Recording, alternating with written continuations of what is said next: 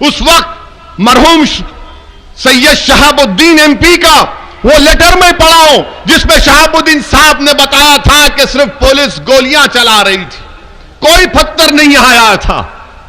मेरे अजीज दोस्तों और बुजुर्गों, ये वाक़े को इसलिए याद दिला रहा हूं कि नौजवानों को अपनी तारीख याद रखना है।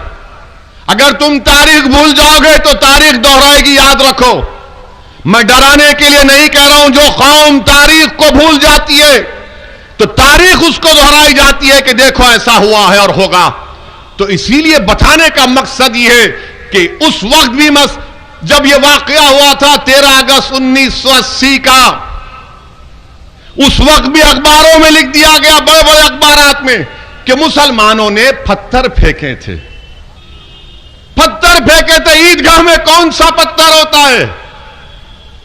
गोलियां चलाई गई थी, बड़े बड़े राइटर्स लिख दिए, कई कई मैगजीन में आ गया कि वो पूरा पढ़ के आया हूं, मुझे याद है अच्छी तरह से। सबने कह दिया कि मुसलमान ने पत्थर फेंके। 1980 और आज हम 2021 में कोई हालात नहीं बदले, कोई हालात नहीं बदले।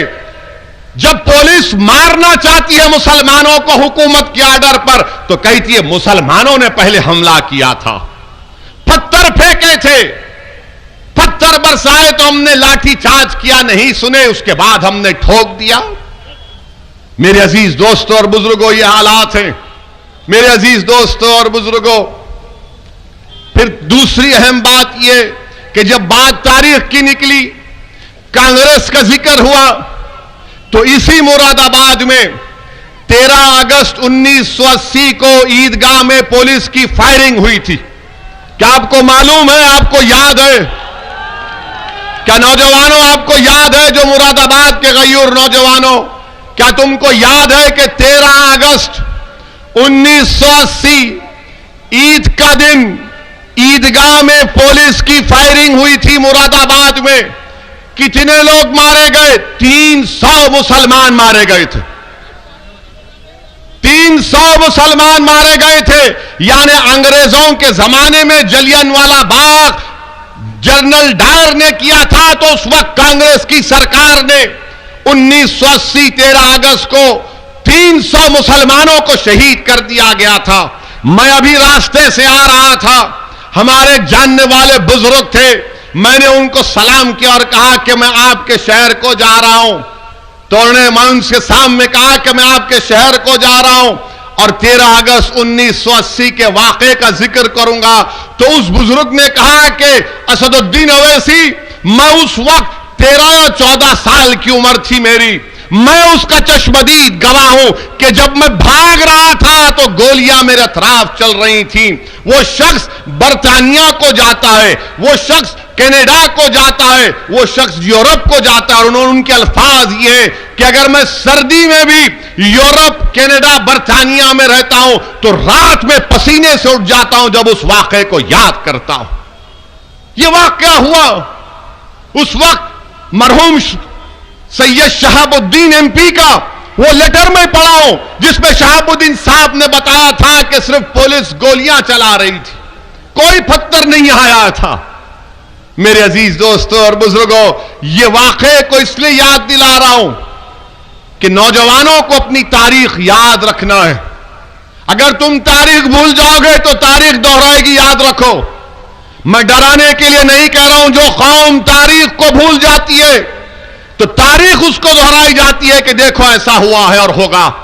तो इसीलिए बताने का मकसद यह है कि उस वक्त भी जब यह वाकया हुआ था 13 अगस्त 1980 का, उस वक्त भी अखबारों में लिख दिया गया, बड़े बड़े अखबारात में, कि मुसलमानों ने पत्थर फेंके थे। पत्थर फेंके थे, ईदगाह में कौन सा पत्थर होता है? गोलियां चलाई गई थी, बड़े बड़े राइटर्स लिख दिए, कई कई मैगजीन में आ गया कि वो पूरा पढ़ के आया हूं, मुझे याद है अच्छी तरह से। सबने कह दिया कि मुसलमान ने पत्थर फेंके। 1980 और आज हम 2021 में कोई हालात नहीं बदले, कोई हालात नहीं बदले।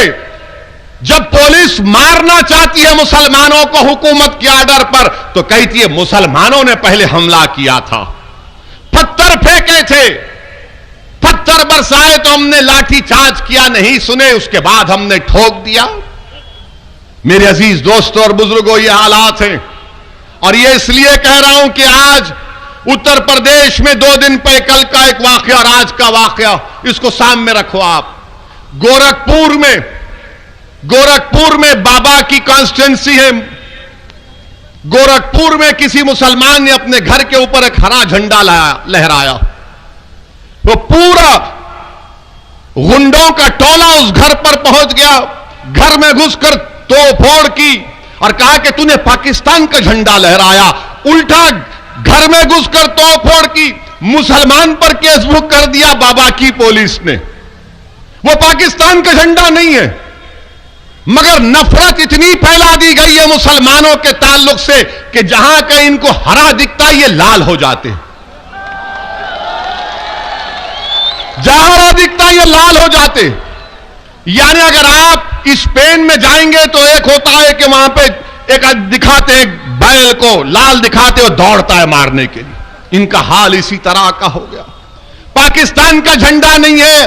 तुम लोग अंधे हो, तुम लोग जाहिल हो, तुम लोग पढ़े लिखे नहीं हो। तुम्हारी काबिलियत सिर्फ यही है कि तुम्हारे दिलों में मुसलमानों से नफरत कूट कूट के डाल दी गई, और तुमको मौका इसलिए मिल रहा है कि जब मुसलमान के घर को तोड़ा जाता है तो ना अखिलेश बोलेंगे, ना कांग्रेस बोलेंगी, ना बीएसपी बोलेंगी, सब खामोश बैठे रहेंगे। और अगर कोई एहतजाज बुलंद करता है, कोई सच्चाई को बयान करता है, तो उससे कहा जाता है ये मुसलमानों के वोट काटने आया, ये बी टीम है, ये फुला है। बोलो ना, तुम भी क्यों नहीं बोलते। मैं कह रहा हूं कि जो गोरखपुर में हुआ वो पाकिस्तान का झंडा नहीं था, वो एक मजहबी झंडा हम लगाते हैं। मिलाद का जुलूस निकलता, हरा झंडा रहता है, तो क्या पाकिस्तान का झंडा है? पाकिस्तान का झंडा भी नहीं जानते, मगर नफरत फैला दी गई।